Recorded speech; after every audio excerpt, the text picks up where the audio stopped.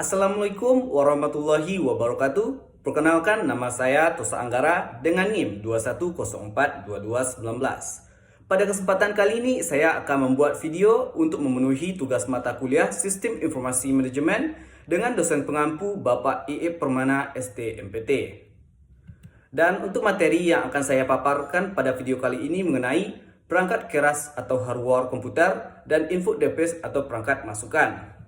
Nah, langsung saja masuk kepada materi yang pertama mengenai perangkat keras atau hardware komputer. Perangkat keras komputer biasa dikenal juga hardware komputer merupakan bagian fisik keseluruhan dari komputer. Pada komputer terdapat komponen-komponen yang salah satu bagiannya adalah perangkat keras komputer sebagai bentuk secara fisik yang dapat dilihat dan disentuh keberadaannya di mana terangkai sedemikian rupa menjadi sebuah komputer. Nah, hardware secara fundamental mempunyai bagian non-fisik yang disebut dengan firmware. Firmware berfungsi sebagai penyedia instruksi dasar yang dapat dilakukan sebuah hardware. Firmware disimpan dalam chip memori khusus pada suatu hardware yang dapat berupa ROM atau EEPROM. Firmware berupa sebuah perangkat lunak kecil atau software yang biasanya ditulis dalam bahasa pemrograman rendah untuk menghasilkan instruksi dasar yang dapat digunakan oleh hardware bersangkutan secara cepat. Dan untuk instruksi dasar ini dapat dibedakan menjadi tiga, yaitu instruksi dasar input. Nah, jadi instruksi dasar input adalah instruksi yang dapat memberikan informasi kepada perangkat lunak lainnya, yaitu sistem operasi dengan perantara driver.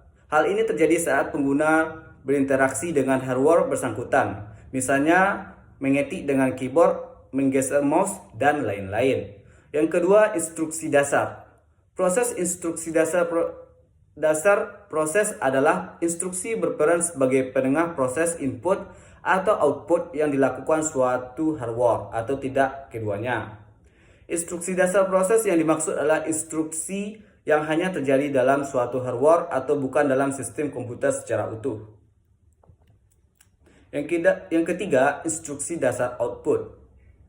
Nah, instruksi dasar output adalah instruksi yang dipanggil oleh perangkat lunak lainnya, yaitu sistem operasi dengan perantara driver.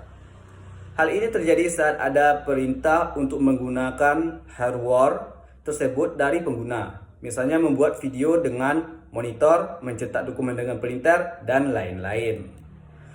Kemudian kita masuk kepada jenis-jenis dari hardware komputer. Jadi penggolongan hardware komputer berdasarkan yang pertama itu input device atau perangkat masukan, yang kedua process device atau perangkat pemrosesan, yang ketiga output device atau perangkat keluaran, yang keempat stroke device atau perangkat penyimpanan, dan yang terakhir peripheral atau perangkat tambahan. Masuk kepada materi tentang input device atau perangkat masukan.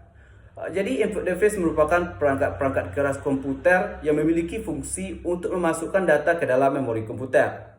Sebagai contoh, input device yaitu keyboard, mouse, touchpad, touchscreen, light pen, joystick, game pedal, barcode, digitizer, scanner, sensor, dan voice recognizer. Contoh dari alat masukan seperti pada gambar di sini yaitu pertama itu keyboard, yaitu alat input berupa papan ketik yang berisi tombol huruf, angka, dan tombol khusus lainnya. Yang kedua, mouse, alat kecil menyerupai tikus yang dapat digunakan satu tangan. Dan kemudian joystick adalah alat yang dapat menggerakkan suatu gambar atau kursor tertentu dalam layar monitor. Yang keempat yaitu digitizer, alat ini menggunakan pena elektronik atau alat salin semacam mouse yang disebut peg untuk mengubah gambar dan foto ke dalam bentuk data digital. Kemudian ada scanner, adalah alat yang digunakan untuk memasukkan gambar, grafik, dan teks dalam memori komputer secara cepat dan mudah. Selanjutnya OCR atau Optical Character Recognition. Teknik ini digunakan untuk mengubah gambar berisi teks, baik itu hasil ketik dari mesin ketik, cetakan komputer, ataupun tulisan tangan menjadi teks yang dapat diolah kembali di komputer. Dan sekian dari pemaparan materi yang dapat saya sampaikan. Jika ada salah dan janggal, saya mengucapkan mohon maaf. Wabillahi taufiq wal hidayah. Wassalamualaikum warahmatullahi wabarakatuh.